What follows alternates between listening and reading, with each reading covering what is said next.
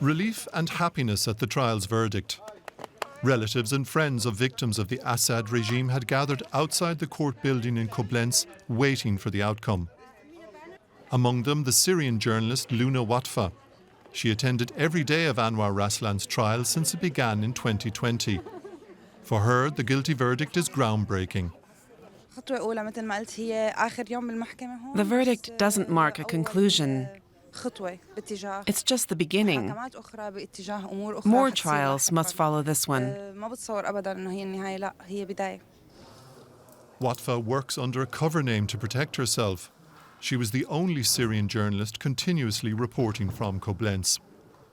The trial of Anwar Raslan, seen here in obscured footage from before the verdict, had great personal meaning for Watfa.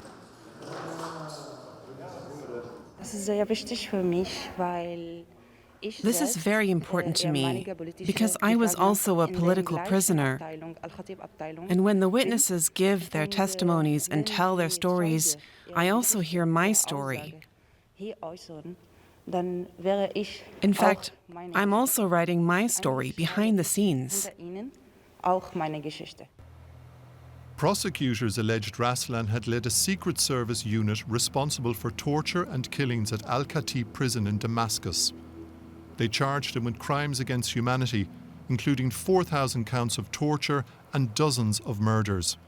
They sought, and were given, a life sentence for his crimes. During the trial, Watfa relived her own experience in Al-Khatib. In 2013, agents arrested her for researching the chemical weapons attack on eastern Ghouta. By then, Raslan no longer worked at Al-Khatib. Watfa spent more than a year in prison, suffering serious abuse. Most of all, she was scared for her children. When she got out, she fled from Syria with her family and moved to Koblenz, where Anwar Raslan was tried. With the trial concluded, Watfa's thoughts have returned to Syria. There are so many victims who were tortured in the same city and the same prison as me.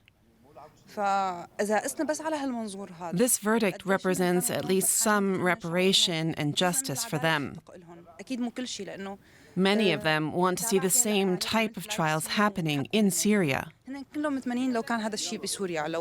A trial such as this in Syria remains a distant prospect.